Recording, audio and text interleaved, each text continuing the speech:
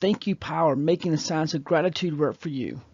Practicing gratitude, acknowledging the blessings in our lives, and making it a point to recognize the good things can change us positively.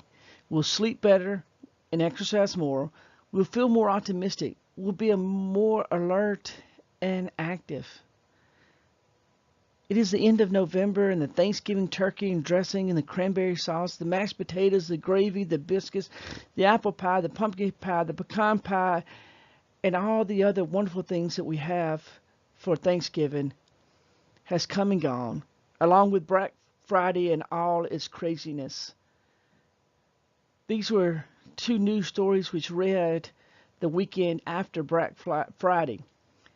Black Friday deals brought mayhem to malls with at least two fatal shootings reported across the country, including one at a New Jersey shopping complex that left an Atlantic City man dead. In Reno, Nevada, a 33-year-old Walmart customer was gunned down during a fight over a parking spot just after the doors were opened on Thanksgiving night. In Memphis, Tennessee, a man was shot about 11:15 p.m. outside the Wolf Chase Galleria Mall while shoppers were taking part of early Black Friday sales.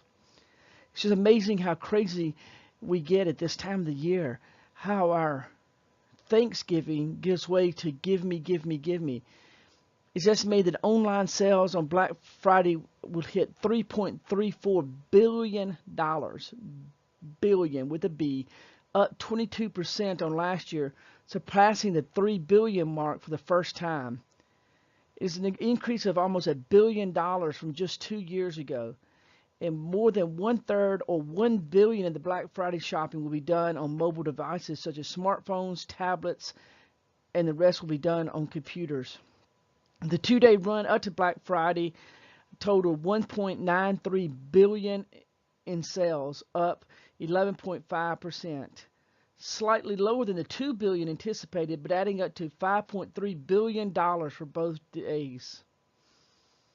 After the things have settled down after Black Friday comes Small Business Saturday, and then comes Cyber Monday, which gives way to Giving Tuesday. And the gratitude of Thanksgiving has quickly turned into the greed of the season. We have said grace over the turkey. We've prayed hard for the store to have that item I saw in the sales circular.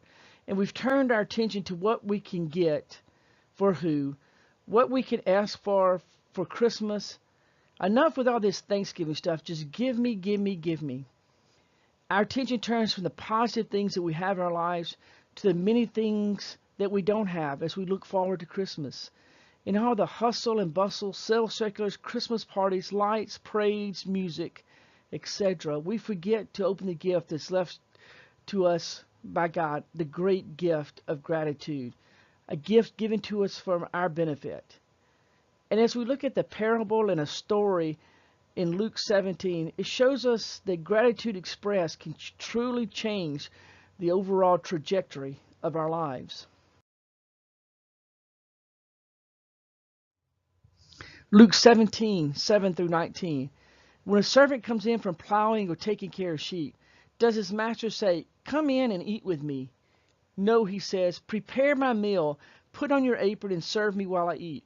Then you can eat later." And does the master thank the servant for doing what he was told to do? Of course not.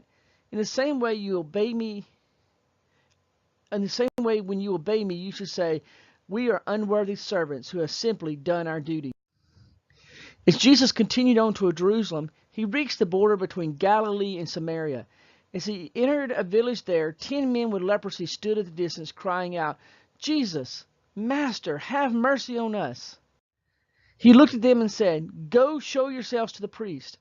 And as they went, they were cleansed of their leprosy.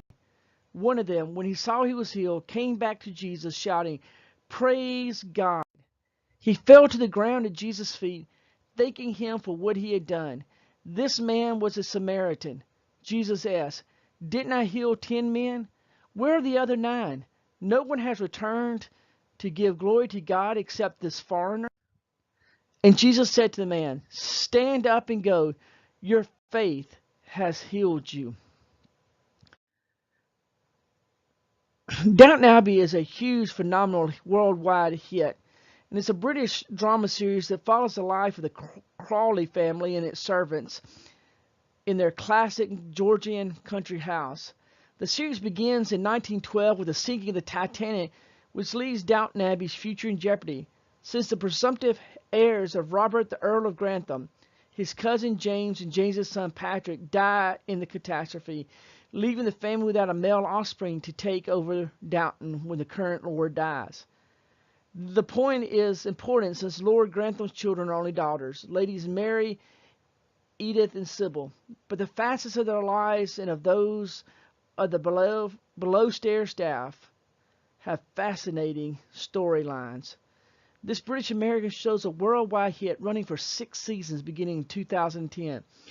Now, most of us will never have the privilege of growing up as an aristocrat, being the lord of the manor, but we do have an understanding of the job of what a servant is and how a hierarchical structure of a master-servant relationship works, or what we can call a transactional relationship. And in the passage we just read a few minutes ago, the parable Jesus laid out was one of a transactional approach to life. The servant obeys, he performs his responsibilities, and he receives the benefits. Additional benefits are unexpected. He doesn't expect any more than what he is supposed to get for fixing the master's meal, for putting it on the table, cleaning up afterwards, and then getting to eat himself. And in verse 10, Jesus gives a jarring command regarding our attitude, urging a humble obedience with a sense of duty. And this kind of counteracts our individual heart's desire and tendency toward entitlement. It kind of flies in the face of the warm, loving, buddy Jesus idea that we carry in our minds. In the same way, when you obey me, you should say, we are unworthy servants who have simply done our duty. This is a transactional approach. And in a transactional approach,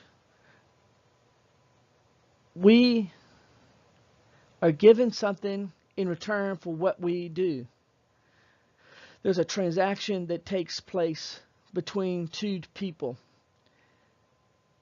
In the second story that we have a transactional approach to life, but it sits in contrast with what we will call a transcendent approach to life. When we read the story of the healing of the lepers, 9 of the 10 taken a transactional approach to life. They call out to Jesus, they obey his instructions to go show themselves to the priest, and they are healed. They receive the benefits from being able and willing to follow Jesus' command. But there's one leper who comes back, and he takes a transcendent approach to life. He returns and expresses gratitude and praise to Jesus for what he has done to him. Gratitude moves this leper into a significant relational encounter that has greater benefits. His faith made him well, is what Jesus said. And the Greek word that is used there is sozo, S-O-Z-O, which means saved. So gratefulness brought more to this leper than just his body being saved. His entire life was saved through his relationship with Jesus Christ. Gratitude creates a bond with the person to whom it's expressed, a bond that gives a greater quality of life than just some benefits earned. And when we express our gratitude to God, we strengthen that bond with him. Our relationship with him grows stronger the more times that we say thank you, the more times we express our gratitude. And when we express gratitude to other people in our life, we strengthen existing relationships we have with them, and we may even begin new relationships with people. But as we look at this parable and as we unpack it, we can identify 3 barriers to gratitude, barriers which are unfortunately not very uncommon in our lives. When we look at the parable and the story of the lepers, we can see reflections of ourselves and the attitude that comes when we do not develop an attitude of gratitude. Over the next few moments, we'll unpack these 3 attitudes and look at some practical ways that we can overcome them in our lives. The first barrier is the story of entitlement, an entitlement mentality that many people live with that many of us don't even realize that we carry with us. In the story of the servant, the master is entitled to all his wants, his needs, his whims to be taken care of. And that's the truth in a transactional relationship. And in the story of the lepers, 9 of the 10 lepers who were healed acted as if they were entitled. And we can look at the idea and look at this story from the perspective of a first century person and better understand this entitlement mentality. As we look into this backstory, the first thing we notice is the people are lepers. And leprosy is a disease that begins with specks on the eyelids and on the palms of a person. It gradually spreads over the body. It bleaches the hair white. And they have a crusting sores on affected parts of their body. Leprosy causes terrible sores and swelling. From the skin, the disease eats inward to the bones, just rotting the body as it goes. In Christ's day, no leper could be lived inside a walled city. He might live in an open village outside of where everyone else lived. He was required to have an outer garment torn as a sign of deep grief. He had to go barefoot. He had to cover his beard or completely shave it. And anytime a passerby came by, a leper was required to call out unclean or unclean. He could not speak to anyone, and no one could speak to him in return, because in that society, in the Middle Eastern thought, for you to say hello to someone requires an embrace. And lepers were not able to touch people. They lived outside the city. They were outside the community. Also, too, leprosy was seen as a punishment from God. Many people believed that God inflicted leprosy among people for their sins that they had committed.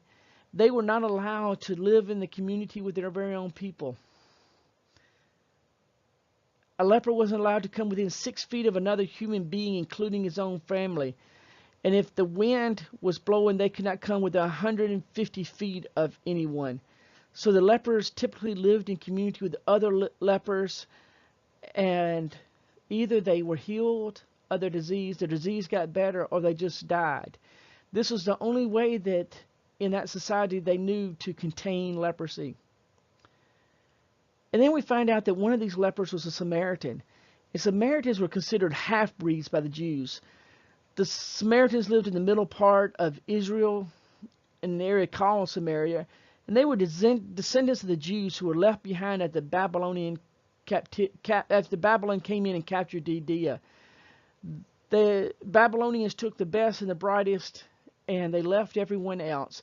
And those who were left behind intermarried with other races and cultures around them. They built back their society.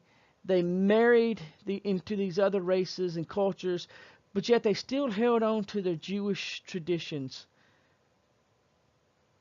And when the Jews came back from exile, they looked upon these Samaritans as half-breeds, as breaking the law, not being purely Jewish.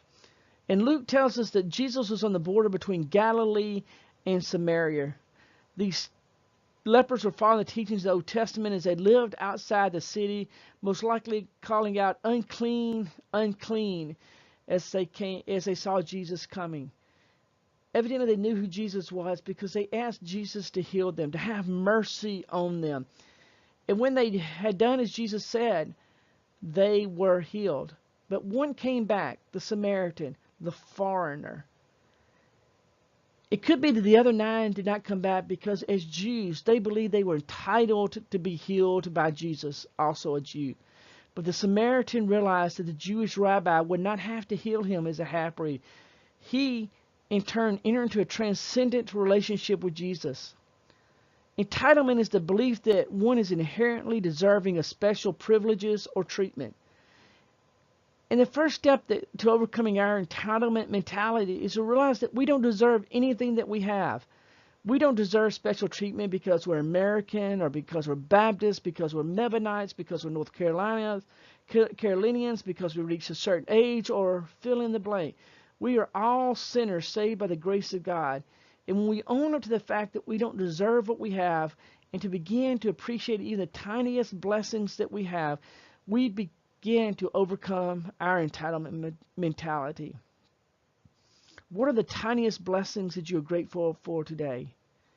Air, food, maybe easy access to clean water, your friends, your family.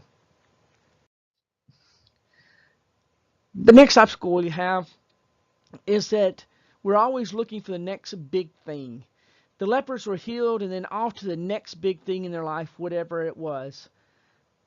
During the week of Thanksgiving, we have gone from one big thing, a big meal with family and friends around the table, to the next big thing, which is Black Friday, to the next big thing, which is Small Business Saturday, to the next big thing, which was church on Sunday, and looking forward to the next big thing, Cyber Monday, and to the next big thing, Giving Tuesday, and then to the next big thing, a Christmas party, to the next big thing, to the next big thing.